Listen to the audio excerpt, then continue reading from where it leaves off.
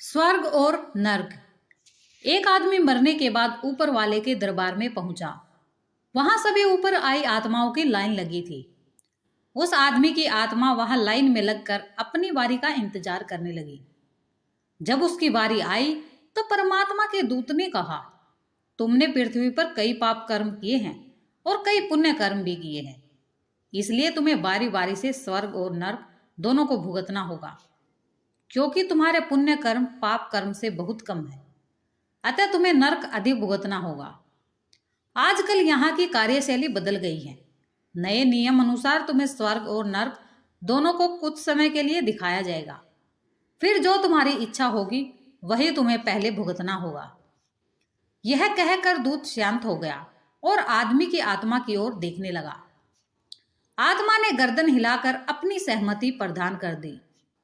दूत ने सेवकों से कहा, इसे स्वर्ग और नर्क दोनों दिखाओ और फिर ये जो भी पहले भुगतना चाहे उसे वहां भुगतने के लिए छोड़ दो। सेवक आत्मा को पहले स्वर्ग दिखाने के लिए ले गई। वहां आत्मा ने देखा कि जगह जगह साधु संत की टोलियां कीर्तन कर रही है। चारों ओर अपार शांति फैली हुई है। मस्जिदों में आजान, गुरुद्वारों में गुरुवाणी हो रही है। पृथ्वी से बिल्कुल अलग सभी धर्मों के लोग मिलजुल कर अपना अपना कार्य जो उन्हें परमात्मा ने सौंपा है कर रहे हैं। वहां कोई भी झूठ नहीं बोलता है। ये देखकर आदमी की आत्मा को कोई खास प्रसन्नता नहीं हुई, पर उसने सुन रखा था कि नर्क में कैसी पीड़ा दी जाती है, इसलिए बोला, मुझे पहले स्वर्ग ही भुगत लेने दो। सेवक बोला, ठीक है, जैसी तुम्हारी इच्छा, पर एक बार नर्क की झलक भी तो देख लो, फिर जैसा तुम कहोगे वही तुम्हें भेज देंगे। सेवक आत्मा को लेकर उसे नर्क दिखाने के लिए ले गया। वहां उस आत्मा ने देखा कि सभी आत्माएं आनंद मना रही है।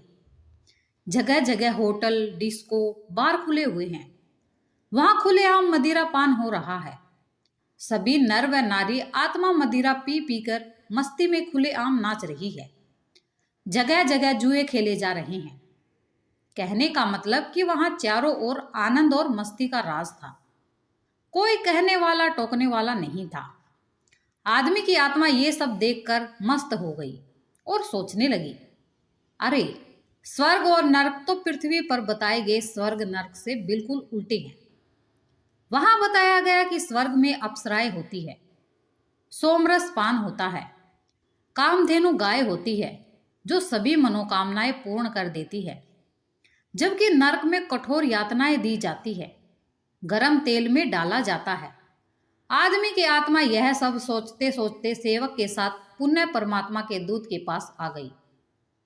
दूत ने पूछा, स्वर्ग और नरक दोनों देख लिए, अब बताओ पहले क्या भुगतोगे?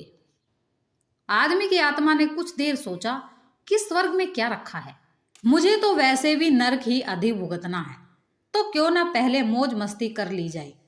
यह सोचकर दूत से बोला, श्रीमान, मैं पहले नरक भुगतना पसंद करूंगा। दूत बोला, और सोच लो। जी सोच लिया, पहले नरक ही भुगतूंगा। आत्मा ने बड़ी खुशी के साथ जवाब दिया, ठीक है, जैसी तुम्हारी इच्छा। कहकर उसने सेवक से कहा, इसे नरक के सम्राट यमराज के पास ले जाओ। यमराज का नाम सुनकर आत्मा चौंक गई, पर अपने आप को तसल्ली दी कि हो सकता है वहां भी पृथ्वी की तरह पहले आत्मा का रजिस्ट्रेशन होता हो। वह सेवक के साथ खुशी खुशी यमराज के पास चल दिया। जो ही आत्मा ने यमराज का डरावना और विकराल रूप देखा तो डर के मारे थर थर कांपने लगा। यमराज ने उसके पाप कर्मों को देखकर कहा, इसे कोड़ों की मार मारी जाए और फिर इसे इसके पापों के हिसाब से मिलने वाली सभी सजाएं दी जाए। आत्मा ये सुनकर हक्की बक्की हो गई। उसने डरते डरते यमराज से हाथ जोड़कर पूछा, पर श्रीमान, नरक भ्रमण के समय तो ऐसा कुछ नहीं दिखाया गया था। यह सुनकर यमराज बोला, अरे वह तो यहां आने से पहले दिखाया जाने वाला ट्रेलर था, वरना इस नरक में कौन आता है? तुम क्या समझते हो, केवल इंसान ही समझदार है। अरे नीच, जो तुमने बुरे कर्म किए हैं और तुम चाहते हो उनकी सजा तुम्हें नहीं मिले, यह तो हो ही नहीं सकता। स्वर्ग नरक का यह ट्रेलर आत्माओं को उनकी असलियत दर्शाने के लिए ही बनाया गया है कि वास्तव में आत्मा की नीयत क्या है। मरने के बाद भी तुम्हारे पाप से मोह नहीं गया। यह कहकर यमराज जोर से हंसा और उस आत्मा को कठोर दंड देने का आदेश दे दिया।